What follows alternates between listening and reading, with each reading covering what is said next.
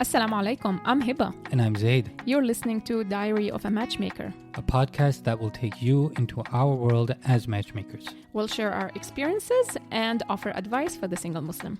So let's dive in. Bismillah. Assalamu alaikum, everyone. Welcome back to another episode. Assalamu alaikum. We owe you an apology, guys. We could not release an episode last week. There were some unforeseen circumstances that prevented us. We tried to stay as committed and consistent as possible. But last week was just one of those off weeks. But moving forward, we will definitely try to stay focused and release an episode every week. Inshallah. Inshallah. So our families are very different in multiple ways, not just because of the fact that we are an interracial couple, but even in terms of religion, values, to an extent, I feel like there's a lot of differences. Would you think agree? in terms of religion, they're almost on the same wave. Yeah, actually you're right about the religion part. But on other things, I feel there is a difference. Yeah, absolutely. How much of a factor was family compatibility to you when we were talking? Honestly, I was so happy that they are different. Really? Yes, because just the fact that they can't communicate created more room for us to just be ourselves and just like dictate whatever we want in our marriage. Yeah. Now that I think about that, that was a blessing. Like, I'm not saying that if they could communicate, then our marriage will not work. But it just made it easier for us. Like, we were the ones in charge. Yeah, I saw so much of that when I was meeting families. Like, there was never a good balance of parental involvement and allowing the family's daughter to speak and address what she wanted in the marriage. It was always like the gatekeepers were the parents in almost every situation, especially with Desi families. It was always the parents first. Yeah. And if you don't meet their expectations, regardless of what the girl wants, if you don't meet their expectations, whatever it was, then you can't even move on to the next step. Do you think the girls were like fine with that, comfortable with that? Or do you feel like they were like suppressed? I feel like girls, at least the girls that I spoke to, they were just allowing the parents to take control. For whatever reason. I think either some of them, they were just kind of raised that way. And other ways, there was just kind of a lack of initiative. In some cases, there was the princess mentality is like, oh, daddy's going to take care of me. Daddy's going to find the guy for me. Mommy's going to find the guy for me. And they're going to do all the legwork. And I just have to show up for the wedding. You know, that's strange. Like, I would have assumed that any like Muslim or any person who grew up here in the West, they would have this like fairy tale mentality. I want to meet someone on my own and fall in love and like challenge the world. And not that I want my parents to do the job and take care of it and I'll just show up to the wedding. No, they want to have their cake and eat it too. How so? They want to be pampered, be taken care of, and all of those things. And at the same time, also have mom and dad find the person for them. Okay, well, where's the fun in that? The fun is that you don't have to do any work. You just have to show up and look pretty. Interesting. So to any new listeners who do not know about our background, our stories. So our families, like you said, Zaid, are very different. I come from an Arab family. I grew up in Palestine. My parents speak mainly Arabic. They don't speak any English. You come from a Desi, from a Pakistani family. Your parents don't speak any Arabic. And you grew up in the West. Yes. And even your family mostly grew up in the West. Yeah. For the most part, yeah. At least your mom. Yeah. So you see the levels of differences, like in terms of culture, in terms of language, in terms of upbringing. Geographic location. Exactly. Yeah. They're completely different. Very different. So the point is that, and this comes up a lot when we talk to people, which is the level of family compatibility. And that kind of happens in two ways. Number one, the need for the guy or the girl to be compatible with the family that they're marrying into, and the need for the two families to be compatible also. Yeah. How much of that is important, and to what degree does that play a role in the future marriage? Okay, let's dive in. So, number one for me is privacy. I would have a huge problem, and I feel like most people would agree, if the in-laws or parents were very intrusive. I don't think any marriage can flourish that way. Yeah. right? Yeah. Every couple, of course, wants some degree of autonomy. And then that becomes a bigger concern if you're moving into the family's house.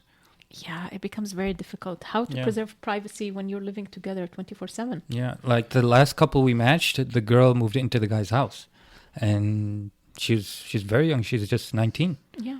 and I was actually surprised that she was okay with that. Yeah, me too. When we were asking her some questions about what are you okay with, what are you looking for, very flexible, and the most, I wouldn't say alarming, but surprising part was that she was okay with moving into the guy's house. I was like, And okay. alhamdulillah, his parents turned out to be the non-intrusive type. Well, yeah, so far, alhamdulillah, Alhamdulillah. it looks like it's going well. The second thing that we should bring up is consultation/involvement. How much, because parents always like to share their life experience and they want to say, I don't think this is a good idea. Even sometimes your mom does it a little bit here and there, Yeah, right? yeah, Like she yeah. kind of just like throws in comments. Yeah, some of it, honestly, some of that life experience that parents want to share is legit. Like, we have to get off our high horse Yes. as if we know everything, Yes. and our parents is just so outdated. Yes. We have to be open to some advice, but yeah, there is a difference between advice and dictating. Of course, Yeah. of course. Yeah. Sometimes we have to take it with a grain of salt and sometimes we have to listen. Yeah. Alhamdulillah, for my mom, she gives us a lot of autonomy. Like, there are moments where she does deep down disagree with some of the decisions we're making, but she'll never give her opinion. Right? You've seen it a few times. You were telling me. She's always saying that's between you two. Yeah. Like, disagreements would happen in front of her. And I'll try like to get her to get on my side. And she's like, that's between you two. Yeah. Even, you know what? I told her once, like, inshallah, after the baby comes, if you see me doing anything wrong, if you have any advice for me, please don't hold back. Just share. And I felt like she wasn't even comfortable with that. Wow, really? Yeah. Okay, I guess that's a good thing. I mean, I'll Alhamdulillah. take it. Yeah. I'll definitely take it. And alhamdulillah, we're very blessed by the fact that we don't live with our parents, or Yeah. my parents, or even with your parents. And in fact, I'd even go a step further. Like, even when I was living in your parents' house for 5 weeks, when I visited Palestine, your parents weren't that, like, overbearing or intrusive.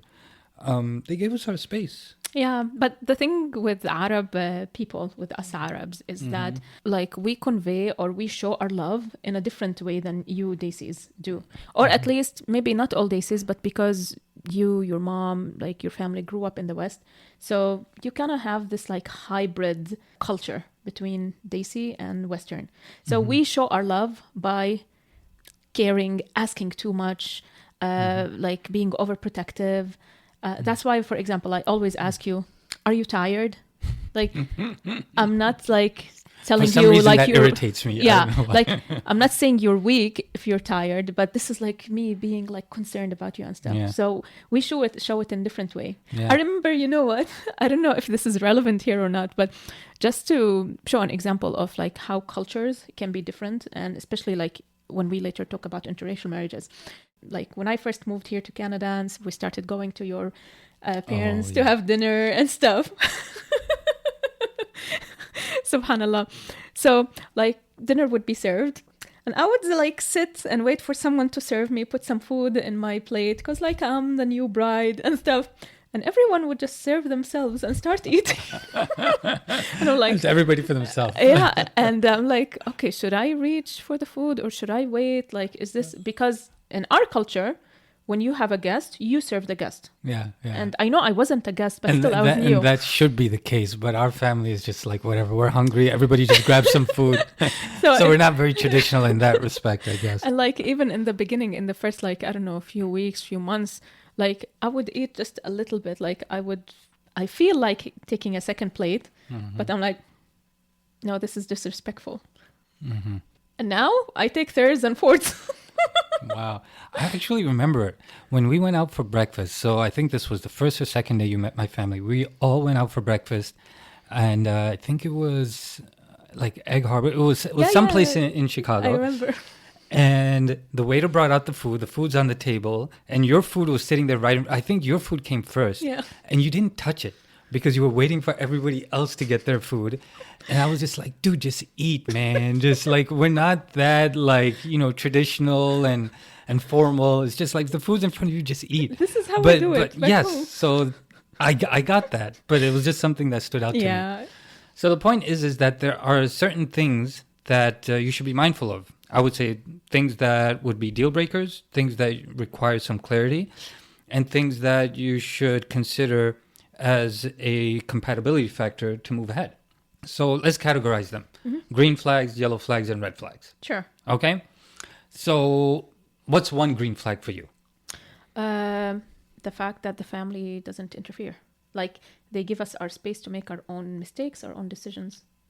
Okay, but how would you determine that during the courting phase? For example, the guy and the girl disagree on something. Mm-hmm. The family doesn't try to influence their son or their daughter. Okay, that's a good point. Like, So for example, right. For example, the girl agrees or like suggests an amount of mahr that she wants. The family respects that. Maybe her family thinks it's like a little bit low, but they respect that. They don't try to change her mind. Okay, that's one example. I think another example, and this probably comes up a lot, is discussions about the way the wedding is going to go. Yeah, that's a right? big one. Like, are we going to do it fancy? Are we going to do it simply? Are we going to do it in the masjid or nice or like a 5-star hotel? Is it segregated? Is it segregated? Is there going to be music? Is there going to be dancing? And to what degree are the parents allowing the couple to do it, or are the parents dictating? Now, of course, like at the end of the day, we can't overlook something, that marriage is not just a union between two people, it's a union between two families. So parents do have a say and they have a right to say something. But there are boundaries, and to what degree are parents going to interfere? And I would say for me, the main filter is religion. Are they, requiring you to do something that is not fard for the marriage?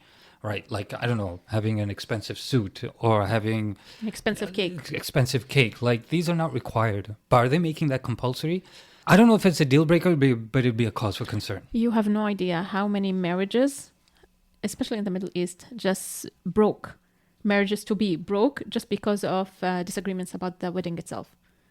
Yeah, that doesn't surprise me. Like, the wedding invitations are already sent, everyone's ready, the hall is booked, everything. But they disagree. The two families disagree on something. The girl's family wants something extra, and they're making it mandatory. Something, or the guy is being just too stingy, or something like that. Yeah, I don't know why people would be sending out wedding invitations prior to these discussions. I don't know. Or sometimes over mahr. Yeah. Lots of people delay the mahr discussion till the end. Yeah, we'll figure it out later. Don't worry. Sometimes they delay it until the nikah day. Oh, well, don't worry. It'll happen. Really? Yes. And then that's at the nikah, that's a fard. Yes. And then while the nikah is happening, all hell breaks loose. Oh, yeah. God. Now we want the house. Now we want the car as a mahr. Yeah. So what happens is some families do this on purpose because they feel that, at that moment when everyone's attending and stuff, like, he's not going to disagree. That's messed up. And some men do the opposite. They suggest like a very small number because they think everyone's already there. The family is not going to object. So it's just coming I don't with see that in Desi culture, though.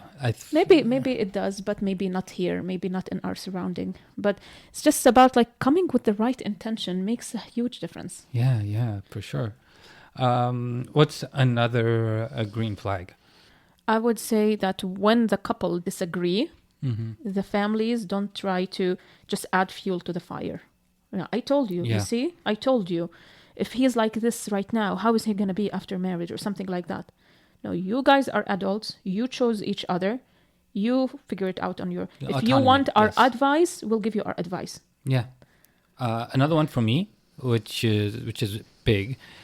Parents don't demand access to every decision. Yeah. Exactly, yeah. Yeah, you don't need to tell them every little decision you're making. Now, of course, if you're relocating, your big life-changing decision, yeah, of course you have to involve your parents, your in-laws, and all that stuff. But not what we're cooking for dinner. Right. Oh, I'm buying a new car. Like, oh my God, I got to tell my parents, right? I'm buying a new TV. I got to tell my parents. Some parents are like, we're not going to interfere, but we just want to know everything. Right. Like, it's such a sneaky way to put it. Yeah. Right. Hey, if you have a story to tell, we'd love to have you on. Here you'll find a safe space of listeners who can understand what you're going through. Just shoot us an email with a summary of your story at info@halalmatch.ca. So we talked about green flags. Now, on the flip side, red flags, deal breakers. These are the things that when you see them, you should just run away. Yeah, sirens are going off. The fire department's coming. It's chaos. So one example is, this is a scary one. Marriage is conditional on obedience. Oh boy. Yeah. Yes. And like sometimes parents would use like religious words or religious expressions to instill this fear. Like by Islam, according to Islam, you're supposed to obey me. And if you don't obey me, like you'll anger Allah. Allah will be angry with you. Mm-hmm. You have to do this. You don't have to do that. So this religious control. Yeah, that's scary. Or I don't know. I'm just thinking of crazy examples. Like you're marrying into a TJ family, and the father-in-law expects you to go on Jamaat with him for like 60 days. Like that would be too much for me. And then if you don't, they guilt you and make you feel like you're disobeying Allah. Or you're not worthy enough for their daughter. Yeah. But the biggest red flag is disrespect. When the parents disrespect the potential spouse. Mm-hmm. And it's normal. Disrespect. It's not like it just happened once. It was a slip of a tongue. No, it's normalized. Like when there is disrespect, to me, honestly, in any relationship, whether it's between spouses or friends or whatever, when disrespect enters the room, that's it. Yeah. There's no going back. And again, I'm not talking about a one-off time or thing. Yeah, that's definitely a red flag for me. Yeah. Because if you're witnessing that in the potential family, then what's to say it won't carry over into your relationship? Exactly. Right? And another one that's like the flip side of that is when there's disrespect in the family between the parent and the adult child, not the potential spouse, the adult child. Right. And it's normalized. Yeah. Like if this is how they're treating their son, or if this is how the son is treating his parents, then how do you expect they're going to treat you as a stranger entering the family? For sure. Yeah. But, I have a question, something like I am battling with. Does this mean that we are judging a person by their family? Like sometimes the family could be disrespectful, could be awful. But the potential spouse themselves, they are a great person. And they are completely different from their family. Yeah, so that's a good point. Are we judging somebody based on their family? Yes and no. Because you can't change the fact that people are the product of their environment. But at the same time, if your circumstances are such that you're going to be living away from your family, and because of that, the families won't be interfering. And also on top of that, if the potential spouse is independent and can advocate for you, they are not mommy's boy or... Yeah. Right? That's another thing I didn't bring up, maturity. Yeah. To what extent is the girl, like for me, for example, I came into so many circumstances where the girl just couldn't think for herself. She would be saying things where so for example, there was this one email, I mentioned this to you before. I went to a matchmaking event one time, and after the matchmaking event, the organizer sent out a list of emails of people that you spoke to. So I followed up with one girl, and I said, I felt like we had a good conversation. I'd love to get to know you more. Please let me know if you feel the same way. And she sent back an email, and I saved this email for years, because it was just one of those emails that cemented this sentiment that I was feeling for such a long time. And then finally, at one point, I was decluttering my inbox, and I said, "Okay, I'm married now. I need to let it go." But it was just like one of those things I just held on to for so long. So you were finally able to move on. I was finally able to move on. Yes, I was. Alhamdulillah.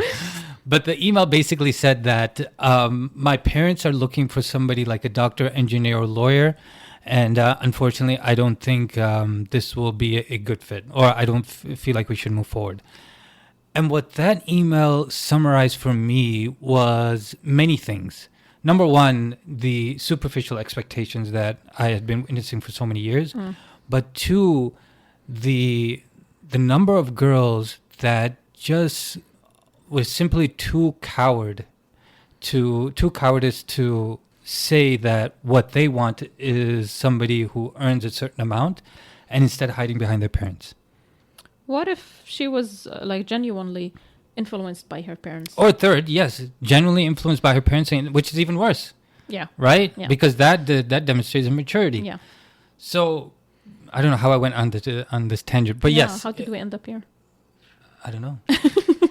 The point is, when we're talking about family compatibility, to what degree is the girl or the guy able to operate on his own, to think for himself, or is he just kind of an extension of his parents and saying whatever, and we see this sometimes on phone calls too. I remember a discovery call once where, you know which one I'm talking about. Yes. So I will never forget this discovery call.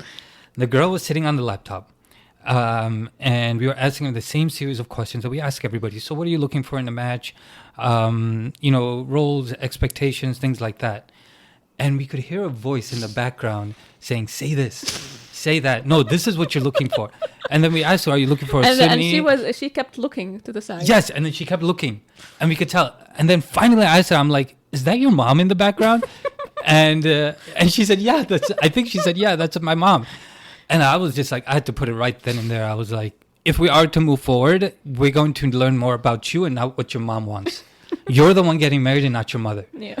And I can't remember exactly how the call ended, but of course we didn't take on the client. Yeah. But that was just another example of girls, and sometimes it happens with guys, but I've seen it personally a lot with girls that just can't think for themselves. And it's a result of families not allowing the girls to grow and be independent. For those of you guys that are listening, guys and girls, consider that a red flag. Yes. It's a major red flag. Yeah. Because if you move forward with a person that's like that, I can almost guarantee you that there will be a lot of parental involvement, a lot of interference. I think that's a safe assumption to make, right? Yeah, I agree. Or there was another situation where the girl, like, it was a little bit different. The girl was a super achiever, and her mom is also a super achiever, and she was on the call as well.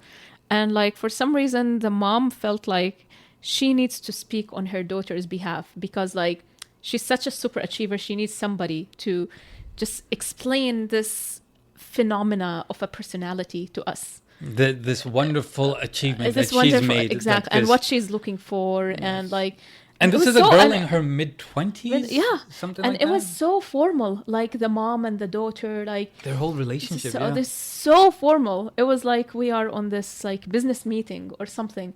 One praising the other, and... It's like, I'm sure you've heard of my mother. She's right? Yeah, That's what she said. Like, she's an accomplished doctor no, or something. not really. Like, no, and I don't care to know either.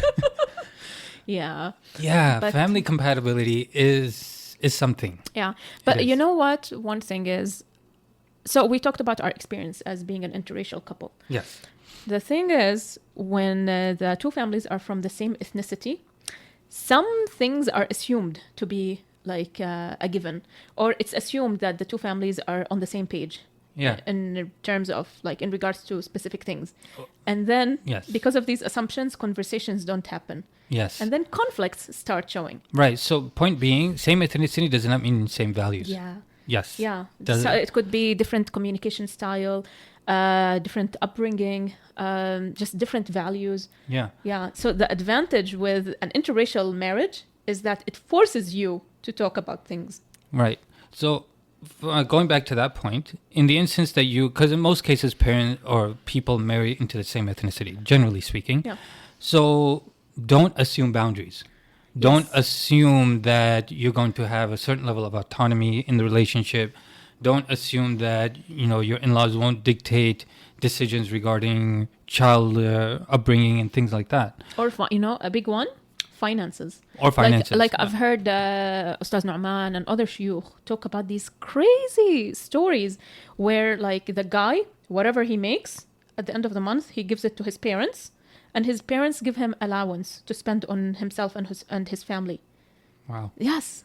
Yeah, I've heard of stuff like that in Desi communities. So that's crazy. So exactly, don't assume. Like, in a respectful way, like you suggested right before we started recording, once the courting has gone, like, I don't know, for some time. There's a certain level of comfortability. Exactly, between you and the family. You can say something like, these are my expectations from you as in-laws.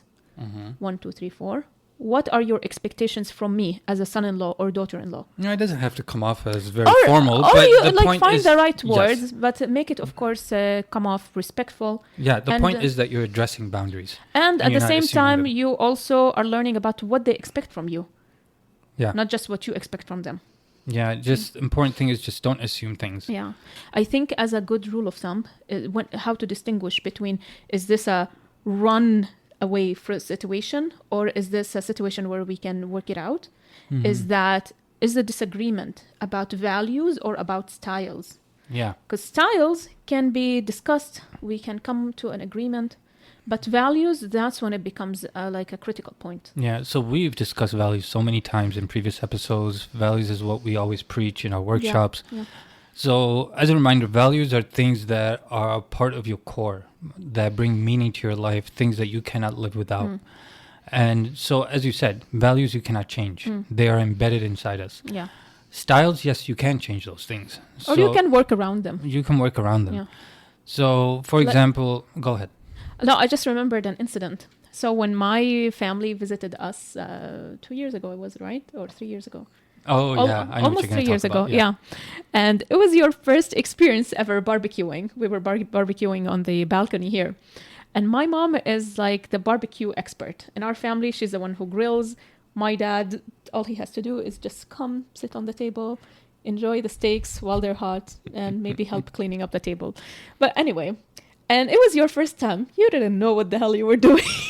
I figured it out eventually. It's my story. Let me tell it. Oh, God, whatever. I wasn't doing that bad of a job. Well, the meat turned out burnt, but... No, yes. okay, maybe 1 or 2 pieces. No, okay. Every barbecue experience always has some burned meat, almost, So, generally speaking. My mom felt like she had to interfere because she's an expert and she saw you doing it wrong.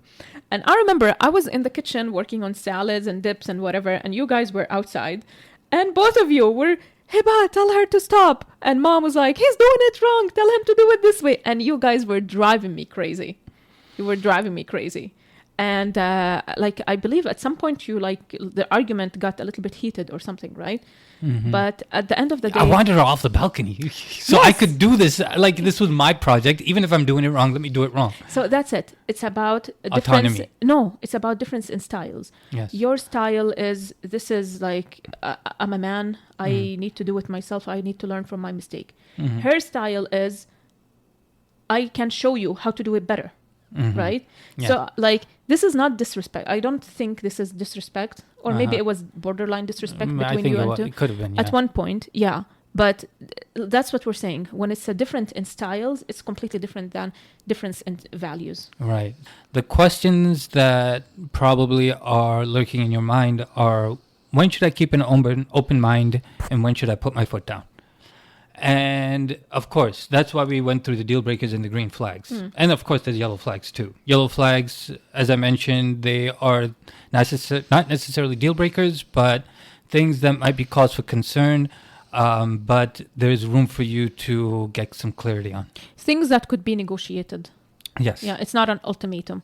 So, for example, one family could expect like weekly visits or like twice a week visits. Mm-hmm. And the other family expects, I don't know, bi-weekly or not that consistent. And so here it's like not that difficult to find a middle ground and talk about these things and discuss them in open. But don't leave things just buried and lurking until after the wedding happens. For me, an example of a yellow flag would be with regards to education. So I'm very keen on Montessori. I am a Montessori trained teacher, and I'm not too fond of both the public school education system as well as the Islamic school curriculums that I see around me. Mm-hmm. So for me, I would definitely tell my parents or my in-laws that I would like to either homeschool my kids or put them in a private Montessori school.